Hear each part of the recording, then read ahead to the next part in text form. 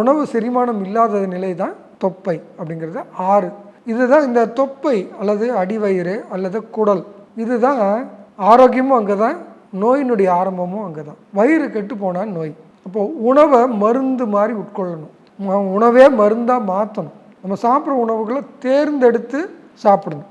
ருசி கண்டு சாப்பிட்றோமே தவிர என்ன தேவை அப்படின்னு பார்த்து சாப்பிட்றோமோன்னா இல்லை. அப்போ உங்கள் நாக்கு ஒரு நல்ல இண்டிகேட்டர். 2ஆம் பாவகம் உங்கள் ஆரோக்கியத்தினுடைய ஆரம்ப புள்ளி. அதனால தான் 2 பற்றி பேசுகிறேன். எல்லாம் 6 பற்றியே பேசுவாங்க. ஆனால் நான் என்ன சொல்லுவேன்னா 2 தான் ஆரம்பம். உங்கள் நாக்கு ஒரு வடை சாப்பிட்டு நல்லா இருக்குதுன்னு இன்னொரு வடை தேடுதுன்னாலே உங்கள் ஆரோக்கியம் சரியில்லைன்னு அர்த்தம். நாக்கு சொல்லணும், எனக்கு பாயசம் 1 டம்ளர் குடித்தேன், 2வது பாயசம் குடித்தேன், திகட்டுதுன்னு நம்ம சொல்லுவோம். இனிப்புக்கு திகட்டும். அந்த மாதிரி எல்லா சுவைக்கும் திகட்டுதல் இருக்குது.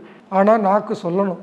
சொல்லலைன்னா உங்கள் நாக்கு சரியில்லை, உங்கள் குடல் சரியில்லைன்னு அர்த்தம். இந்த குடல் சரியில்லைன்னா நீங்கள் மலம் இழக்கணும், மோஷன் ஃப்ரீ ஆக்கணும், அதுக்கு செரிமானத்துக்கு கொடுக்கணும். இதுக்கு தான் ஏகாதசி விரதம். அதாவது 15 நாளுக்கு ஒரு முறை ஒரு நாள் ஃபுல்லாக விரதம்.